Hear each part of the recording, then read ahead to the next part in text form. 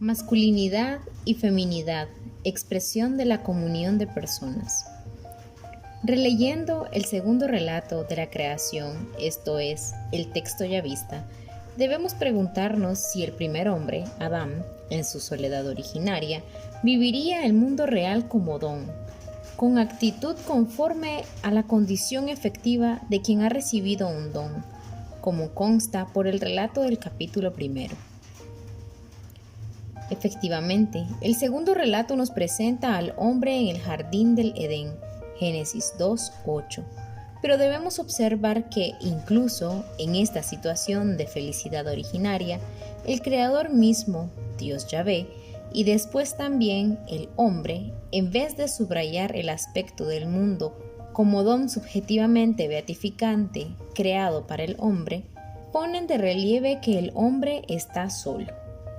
Hemos analizado ya el significado de la soledad originaria, pero ahora es necesario observar que por vez primera aparece claramente una cierta carencia de bien. No es bueno que el hombre, varón, esté solo, dice Dios Yahvé. Voy a hacerle una ayuda. Génesis 2:18. Lo mismo afirma el primer hombre. También él, después de haber tomado conciencia hasta el fondo de la propia soledad entre todos los seres vivientes sobre la tierra, espera una ayuda semejante a él. Génesis 2:20. Efectivamente, ninguno de estos seres animales ofrece al hombre las condiciones básicas que hagan posible existir en una relación el don recíproco. Así pues, estas dos expresiones, esto es, el adjetivo solo y el sustantivo ayuda, parecen ser realmente la clave para comprender la esencia misma del don a nivel de hombre como contenido existencial inscrito en la verdad de la imagen de Dios. Efectivamente, el don revela, por decirlo así, una característica especial de la existencia personal, más aún de la misma esencia de la persona. Cuando Dios Yahvé dice no es bueno que el hombre esté solo, Génesis 2:18, afirma que el hombre por sí solo no realiza totalmente esta esencia, solamente la realiza existiendo con alguno, y aún más profundamente y más completamente existiendo para alguno. Esta norma de existir como persona se demuestra en el libro del Génesis como característica de la creación precisamente por medio del significado de estas dos palabras, solo y ayuda. Ellas indican precisamente lo fundamental y constitutiva que es para el hombre la relación y la comunión de las personas. Comunión de las personas significa existir en un recíproco para, en una relación de don recíproco, y esta relación es precisamente la realización de la soledad originaria del hombre. Esta realización es, en su origen, beatificante. Está implícita sin duda en la felicidad originaria del hombre y constituye precisamente esa felicidad que pertenece al mismo misterio de la creación hecha por amor. Es decir, pertenece a la esencia misma del donar creador. Cuando el hombre, varón, al despertar del sueño geneásico, ve al hombre, mujer, tomada de él, dice: esto sí que es huesos de mis huesos y carne de mi carne. Génesis 2:23. Estas palabras expresan, en cierto sentido, el comienzo subjetivamente beatificante de la existencia del hombre en el mundo. En cuanto se ha verificado al principio, esto confirma el proceso de individuación del hombre en el mundo y nace, por así decir, la profundidad misma de su soledad humana, que él vive como persona frente a todas las criaturas y a todos los seres vivientes. También este principio, pues, pertenece a una antropología adecuada y puede ser verificado siempre según ella. Esta verificación puramente antropológica nos lleva al mismo tiempo al tema de la persona y al tema cuerpo-sexo. Esta simultaneidad es esencial, efectivamente. Si tratamos del sexo sin la persona, quedaría destruida toda la educación de la antropología que encontramos en el libro del Génesis. Entonces estaría velada para nuestros estudios teológicos la luz esencial de la revelación del cuerpo, que se transparenta con tanta plenitud en estas primeras afirmaciones. Hay un fuerte vínculo entre el misterio de la creación como don que nace del amor y ese principio beatificante de la existencia del hombre como varón y mujer, en toda la realidad de su cuerpo y su sexo, que es simple y pura verdad de comunión entre las personas. Cuando el primer hombre, al ver a la primera mujer, exclama: «Es carne de mi carne y huesos de mis huesos», Génesis 2:23, afirma sencillamente la identidad humana de ambos.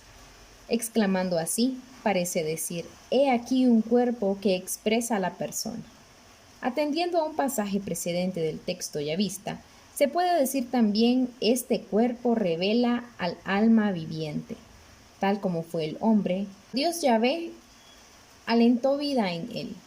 Génesis 2:7, por la cual comenzó la soledad frente a todos los seres vivientes. Precisamente, atravesando la profundidad de esta soledad originaria, surge ahora el hombre en la dimensión del don recíproco, cuya expresión, que por esto mismo es expresión de su existencia como persona, es el cuerpo humano en toda la verdad originaria de su masculinidad y feminidad. El cuerpo que expresa la feminidad para la masculinidad y viceversa, la masculinidad para la feminidad, manifiesta la reciprocidad y la comunión de las personas. La expresa a través del don como característica fundamental de la existencia personal. La expresa a través del don como característica fundamental de la existencia personal. Este es el cuerpo, testigo de la creación, como de un don fundamental, testigo pues del amor como fuente de la que nació este mismo donar. La masculinidad-feminidad, esto es, el sexo, es el signo originario de una donación creadora y una toma de conciencia por parte del hombre, varón, mujer, de un don vivido, por así decirlo, de modo originario. Este es el significado con que el sexo entra en la teología del cuerpo. Este comienzo beatificante del ser y del existir del hombre como varón y mujer está unido con la revelación y con el descubrimiento del significado del cuerpo, que conviene llamar esponsalicio. Si hablamos de revelación y a la vez de descubrimiento, lo hacemos en relación a lo específico del texto ya vista. El hilo teológico es también antropológico. Más aún, aparece como una cierta realidad conscientemente vivida por el hombre. Hemos observado ya que las palabras que expresan la primera alegría de la aparición del hombre en la existencia como varón y mujer, Génesis 2:23, sigue el versículo que establece su unidad conyugal, Génesis 2:24, y luego el que testifica la desnudez de ambos sin que tengan vergüenza recíproca, Génesis 2:25. Precisamente, esta confirmación significativa nos permite hablar de la revelación y a la vez del descubrimiento del significado esponsalicio del cuerpo en el misterio mismo de la creación. Este significado, en cuanto revelado e incluso consciente, vivido por el hombre, confirma hasta el fondo que el donar creador, que brota del amor, alcanzó la conciencia originaria del hombre, convirtiéndose en experiencia de don recíproco, como se percibe ya en el texto arcaico. De esto parece dar testimonio también, acaso hasta de modo específico, esa desnudez de ambos progenitores libres de vergüenza. Génesis 2:24 habla del sentido o finalidad que tiene la masculinidad y feminidad del hombre en la vida de los cónyuges padres. Al unirse entre sí tan íntimamente que se convierten en una sola carne, someten en cierto sentido su humanidad a la bendición de la fecundidad, esto es, la procreación, de la que habla el primer relato, Génesis 1:28. El hombre comienza a ser, con la conciencia de esa finalidad de la propia masculinidad-feminidad, esto es, la propia sexualidad. Estaban ambos desnudos sin avergonzarse de ello, parecen añadir a esa verdad fundamental del significado del cuerpo humano, de su masculinidad y feminidad, otra verdad no menos esencial y fundamental. El hombre, consciente de la capacidad procreadora del propio cuerpo y del propio sexo, está al mismo tiempo libre de la coacción del propio cuerpo y sexo. Esa desnudez originaria, recíproca y a la vez no grabada por la vergüenza, expresa esa libertad interior del hombre. ¿Es esta la libertad del instinto sexual? El concepto de instinto implica ya una coacción interior, analógicamente al instinto que estimula la fecundidad y la procreación en todo el mundo de los seres vivientes. Pero parece que estos dos textos del libro del Génesis, el primer y segundo relato de la creación del hombre, vinculan suficientemente la perspectiva de la procreación con la característica fundamental de la existencia humana en sentido personal.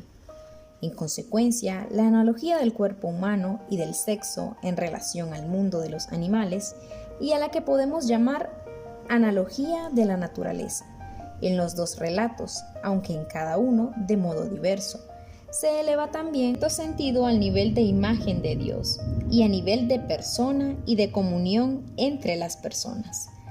Será conveniente dedicar todavía otros análisis a este problema esencial. Para la conciencia del hombre, incluso para el hombre contemporáneo, es importante saber que en estos textos bíblicos que hablan del principio del hombre, se encuentra la revelación del significado esponsalicio del cuerpo. Pero es todavía más importante establecer lo que expresa propiamente este significado.